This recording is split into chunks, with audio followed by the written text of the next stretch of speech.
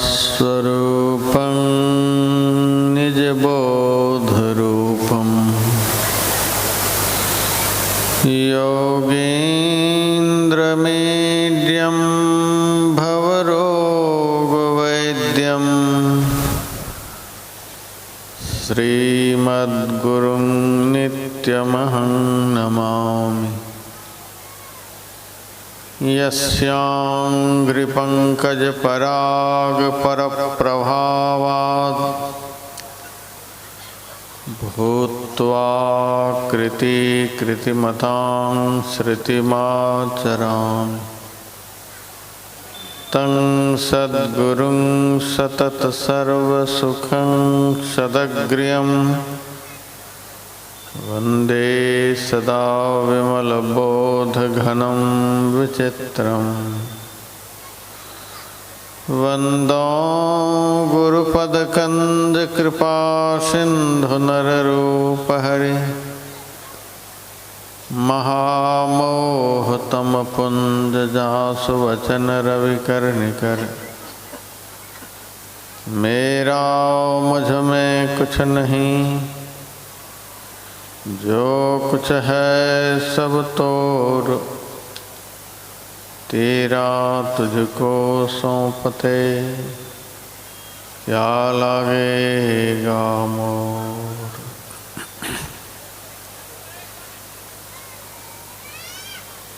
मंच पर पधारे अति सम्मान के योग्य तीर्थों को भी पवित्र करने वाले तीर्थ स्वरूप महात्मा गण, मानव जीवन का सबसे उत्तम कर्म करने हेतु यहाँ आए हुए सत्संग प्रेमी सज्जन वृंद, माताओं तथा बहनों,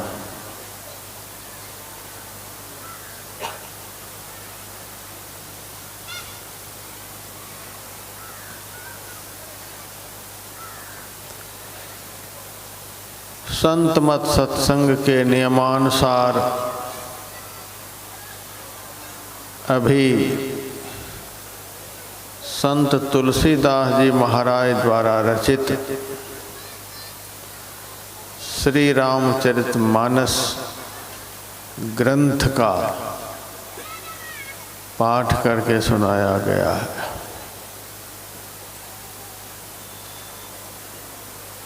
प्रसंग है उत्तर कांड का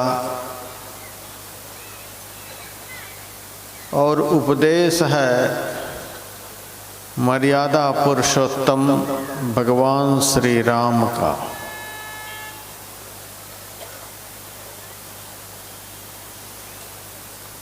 भगवान श्री राम को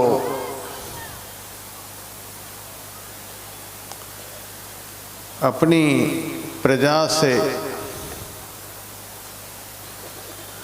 आंतरिक प्रेम था।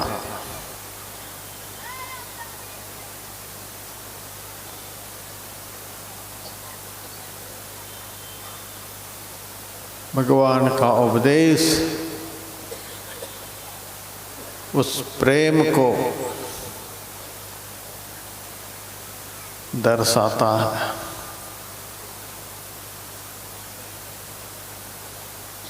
बड़े भाग मानुष तन पावा, सुर दुर्लभ सब ग्रंथन ही गावा। हे प्रजाओ,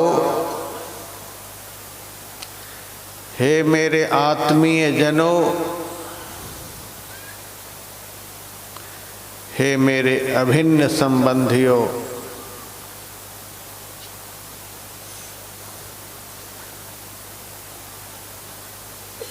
हम सबको जो मनुष्य का शरीर मिला है ऐसे ही नहीं मिला है, बड़े भाग्य से मिला है। गधा का शरीर जैसे तैसे मिल जाता है, कुत्ता का शरीर जैसे तैसे भी मिल जाता है, सूअर का शरीर जैसे तैसे भी मिल जाता है,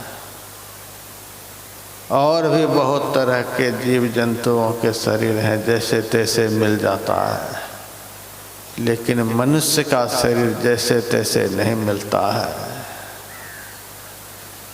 मनुष्य का शरीर तो उसी भाग्यवान जीव को प्राप्त होता है जिस जीव के ऊपर ईश्वर की असीम कृपा होती है। 84 लाख योनियों में धक्के खाते खाते दुर्गतियों को भोगते भोगते जब जीव की सारी हालत बदहालत हो जाती है, तब अकारण ही जीव के ऊपर स्नेह करने वाले परमात्मा जीव को मौका देते हैं।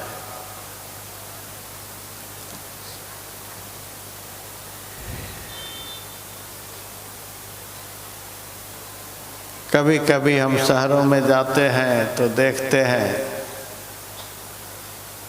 2 अक्टूबर से खादी के कपड़े पर भारी छूट, लेकिन उस छूट का समय सब दिन के लिए नहीं होता है, कुछ महीने के लिए। इतने महीने तक खादी के कपड़े खरीदेंगे तो उस पर भारी छूट, इतने प्रतिशत छूट। वह समय सीमा यदि पार हो गया तब छूट नहीं मिलेगी, तब तो उतना ही चुकाना पड़ेगा। वैसे ही यह मनुष्य का शरीर जो हम लोगों को परमात्मा ने दिया है, भगवत भजन के द्वारा अपना परम कल्याण बना लेने के लिए। यह भजन करने के लिए स्पेशल शरीर है, खास तौर से भजन करने के लिए यही एक शरीर है।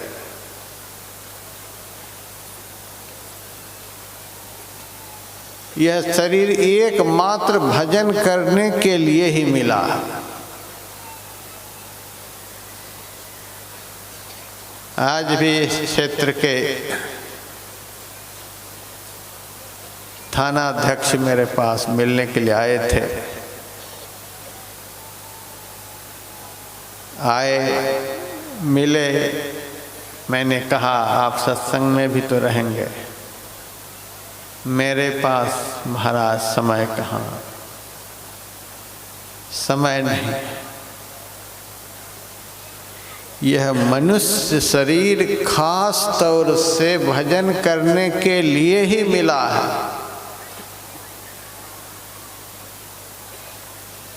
और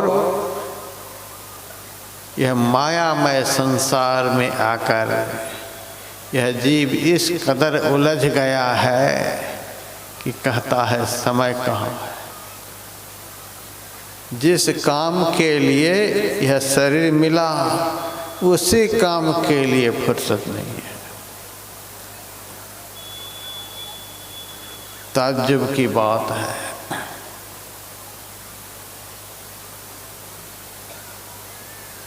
श्रीमद् भागवत महापुराण के 3 स्कंद में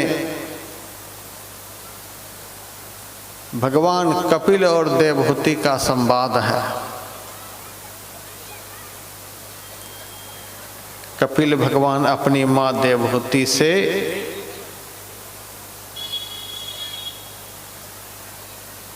मनुष्य जीवन किस लिए प्राप्त होता है इसके संबंध में बतलाया कि 84 लाख योनियों में जीव धक्के खाते खाते सबसे आखिर में अन्न की योनि प्राप्त करता है। धान, गेहूं, मटर, चना, यह सब भी एक योनि है। इसको उद्भिज्ज योनि कहते हैं, धरती को फोड़ कर पैदा लेने वाला। जीव 84 लाख योनियों में भटकते भटकते अन्न की योनि में आता है और उस अन्न को पुरुष खाता है, माताएं बहनें खाती हैं। उस अन्न के खाने से पुरुष और मातृशक्ति के शरीर में रस बनता है, रस से रक्त बनता है,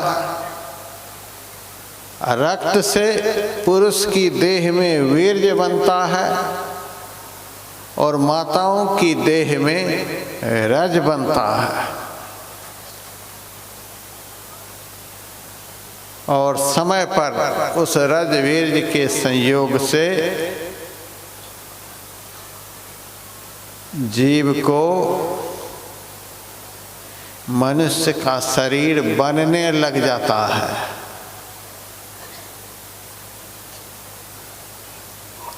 बहुत लंबा दृष्टांत है। 3 दिनों में शरीर कैसा बनता है, 1 महीना में कैसा बन जाता है, 2 महीना में कैसा बन जाता है, 3 महीना में हाथ पैर निकल जाता है, 5 महीने में स्त्री पुरुष का चिन्ह प्रकट हो जाता है। इस तरह से शरीर कैसे कैसे माता के पेट में बढ़ता है, बनता है, सब लिखा हुआ है। 7 महीने का जब यह शरीर हो जाता है तब जीव को उस शरीर के अंदर में ज्ञान हो जाता है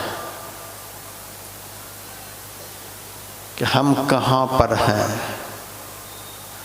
और हम यहाँ पर कैसे आए हैं। पूर्व जन्म के सारे कर्मों का उसे दर्शन होता है। इन कर्मों के कारण ही आज हमको इस दुखमय स्थान पर परमात्मा ने भेजा है। माता के पेट में जहाँ मूत्र तैयार होता है, मल तैयार होता है, वहीं पर इस जीव को जो शरीर मिलता है उस शरीर का मुंह होता है। मल मूत्र की जगह पर बालक का मुंह होता है। 9 महीने तक उस जगह पर जो उसका मुंह रहता है, इसीलिए उस निकृष्ट अंग से, उस निकृष्ट जगह से इस जीव को भारी मोह हो जाता है। उसको गंदगी नहीं समझता है, इतना मोह हो जाता है। 7 महीने में उस जीव को अपने कृत कर्मों का ज्ञान होता है। माता के पेट के कीटाणु उस बालक के कोमल शरीर को काटता है, दंश करता है। वह आकुल व्याकुल होता है। वहाँ उनकी रक्षा करने वाला कोई नहीं, हाथ पैर भी हिला नहीं सकता है। बहुत आकुल व्याकुल होता है।